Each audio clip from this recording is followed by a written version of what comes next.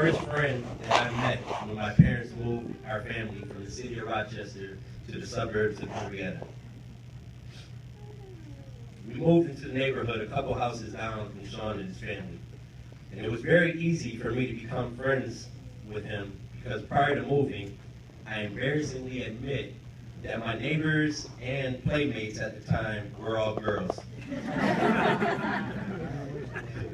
Now, I'd love to sit here and tell you that I was just excited to finally have a male playmate to play with.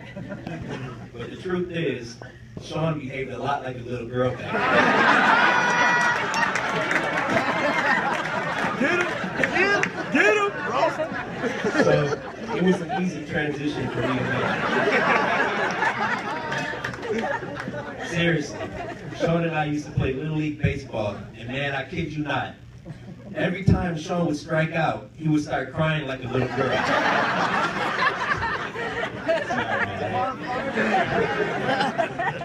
So, the reality of the situation is, I was thrilled to finally be able to put the Barbie dolls down and play with my new buddy from sunrise to sunset. Growing up, Sean and I would do everything together. I mean everything. You name it. Legos, Ghostbusters, Ninja Turtles, creepy crawlers, video games, basketball, football, baseball, swimming. Ride our bikes all over town, especially to our favorite destination, JJ's Card Shop. We used to love collecting and trading basketball cards. By the way, I want all those Michael Jordan cards I traded you back. I hope you still have them. He does. Please don't tell me that you put them up on eBay to help fund this beautiful event. But like I was saying, growing up, Sean and I were almost inseparable. For me, there was one defining moment in history when I knew Sean and I would be friends for a very long time. We had walked down the street to play with a new kid in the neighborhood. We were standing in his driveway, and for whatever reason, this kid decided to call me a racial slur. For obvious reasons, let's just say he called me a ninja. I was shocked because, to my amazement, before I could even think how to respond to this kid, Sean had delivered a karate blow right to his midsection. Knocked the wind straight out.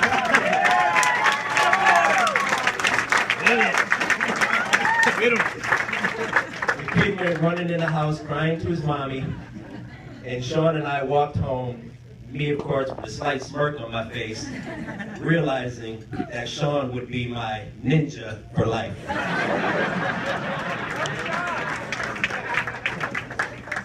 Loyalty is just one of many admirable traits Sean possesses. There is nothing Sean wouldn't do for you. In fact, most of our friendship has been spent doing absolutely nothing for each other. It's been awesome. In all seriousness, he's always had my back, and if necessary, I know he will go to war for you as well, Sarah. Sean is caring, and he is not afraid to express his feelings towards people or dogs. Sometimes I think he goes a little overboard expressing his feelings towards his dogs, but hey, different strokes for different folks. Sean is humble and down to earth. Growing up, there weren't too many things he could beat me in, but when he did, he didn't put it in my face. He simply extended his hand and said, "Nice game." Sean appreciates life for what it is, and he enjoys the simple things in life. He does not go out of his way to try to impress others or disguise himself as someone who he is not. Sean is honest and is definitely one of the realest people I have ever met in my life. Everything he tells you can be taken as his word, without a doubt. And if you ask him for advice, he will tell you what you need to hear, not what you want to hear. All in all, Sean is a stand-up guy. He has been a great lifetime friend to me, and I know he will be a great friend and husband to you for the rest of your lifetime. When I first met Sarah, my first impression was, oh man, I don't know.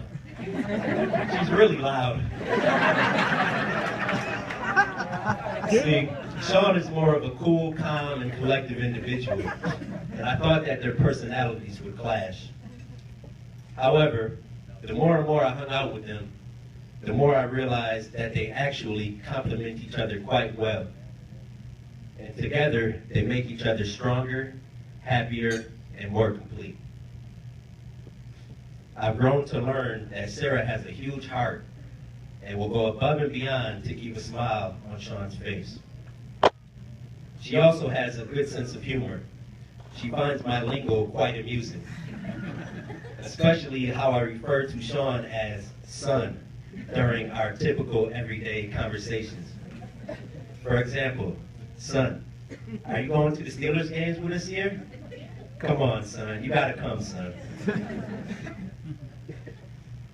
She found this so amusing that she decided to call me Moon for the duration of one of our annual trips to Pittsburgh. The funny thing is, I say son as in child, not son as in hot burning object in the sky. So the correct jab would have been to call me daughter. But it's okay, Moon, I still love you. At first, I think Sarah thought I would be a bad influence on Sean. Well, I hate to break it to you, but it's always been the other way around. My mother always reminds me of the time when Sean called my house asking me if I could come play. And my response to him over the phone was, yeah, but you have to stop swearing because you are making me swear and I'm getting in trouble. Sarah, I'm glad that we have become friends, and I'm glad that you have allowed Sean and I both to become bad influences on you. See, she used to be a Buffalo Bills fan, but now she has crossed over to the dark side and became a Steelers fan. Black and yellow, black and yellow, black and yellow. By the way, Sarah, I'm sure you were so quick to sign the marriage license today that you failed to read the fine print at the bottom. Yeah, that's right. There was a clause at the bottom which stated, if you decide to denounce your loyalty to the Pittsburgh Steelers fan base, it will be deemed a breach of this agreement and this contract will be void. Yep, Sean will be a free man again, and I can go back to watching the Steelers games without you yelling, come on, Ben, at the top of your lungs when the Steelers are already up 35-7 with less than 2 minutes in the game, and half the stadium has already made their way back to their parking lot. I swear, you would think she is the biggest fan of them all.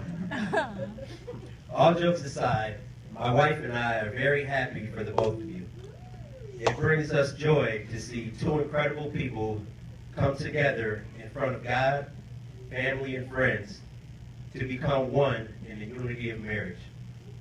As your friends, we offer our encouragement and our support. Here is a toast to a long life filled with love, adventure, and cherished moments. Mr. and Mrs. Love.